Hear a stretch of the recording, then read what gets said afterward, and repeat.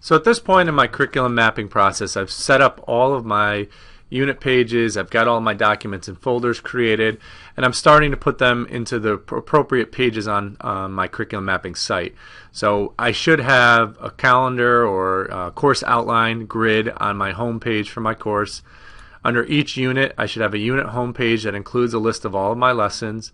On my standards page, I should have a document that has a standards alignment to that particular unit.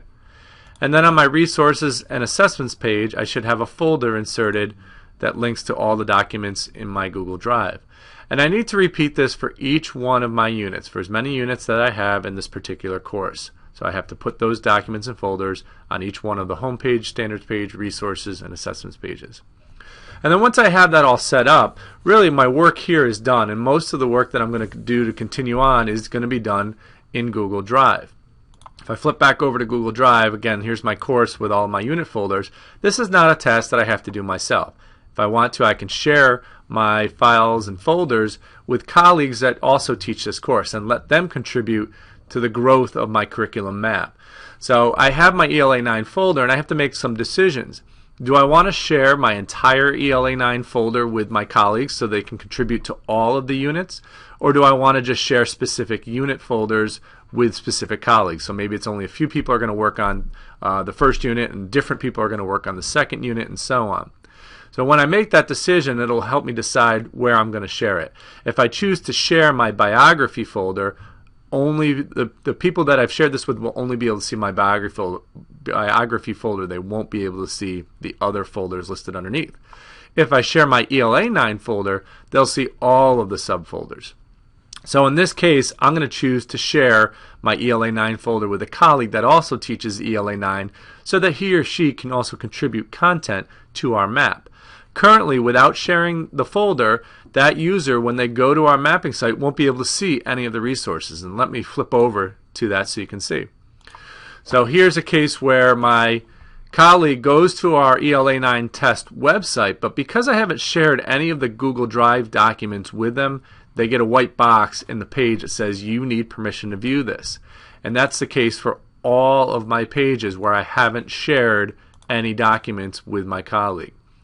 So in order for them to be able to see this on the map and for them to be able to contribute to it, I have to share the folder in Google Drive. So I'm going to choose my ELA 9 folder. I'm going to click the arrow, come down to share, and choose share. I'll type in the name of my user that I want to share this folder with, and I have to make a decision. Do I want them to edit and view? If I only want them to be able to see the files and folders on the curriculum mapping site, I'm going to choose Can View. However, if I want them to actually contribute documents to our map, then I need to choose Can Edit. So I want to keep this as Can Edit, and I'm going to send an invitation to my ELA 9 folder. Now let's flip over to that other user. Again, currently they can't see those pages. If I refresh the page, because I've shared the folder with this user, you can see now they can start to see these documents.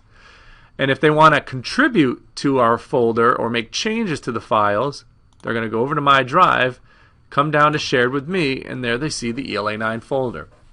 Now here's the problem. If I open up the ELA 9 folder, I can see all the subfolders. But as me, the other colleague, if I want to contribute to one of these folders, I can't do it currently. So let's say, for example, I had a document that I wanted to put in the Biography Resources folder. I would come to Share with Me, click on ELA 9, choose Biography, and there's the Resources folder.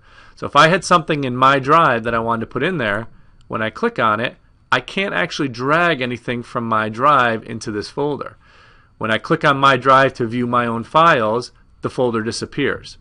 So I need to get this ELA 9 folder into My Drive so that I can contribute content to our map.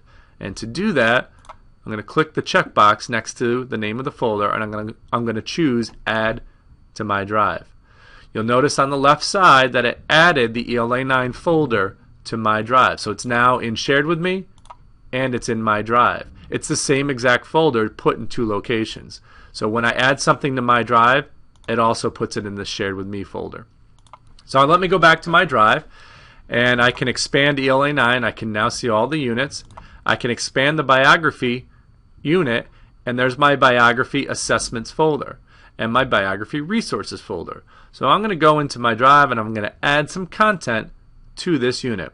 Here's my intro presentation, which is a resource. Here's a cluster chart, which is a resource. And then under the assessments folder, I actually have an exit ticket, so I want to put that right in the exit ticket folder. So now I've contributed, as the other colleague, I've contributed to the growth of our curriculum map. When I go back to the original person who made the map, they'll see the resources that have been added by someone else. So let me go to assessments, exit tickets. There it is. And under resources, there are the two documents. And if we go to our curriculum map, I'm going to choose Unit 1 Resources, and you'll notice that 2 new documents have been added, and they've been added by a different person. So now more than one person is helping to build this curriculum map through the use of Google Drive. You'll notice that the other teacher never went into Google Sites. All the work they did was in Google Drive, and the map grew. And let's just verify that our assessments folder has an exit ticket activity added to it, and there it is. So it's possible to share this with colleagues, let them help the site grow, but the work on actually Google Sites will only need to be done by one person. Everything else can be done in Google Drive.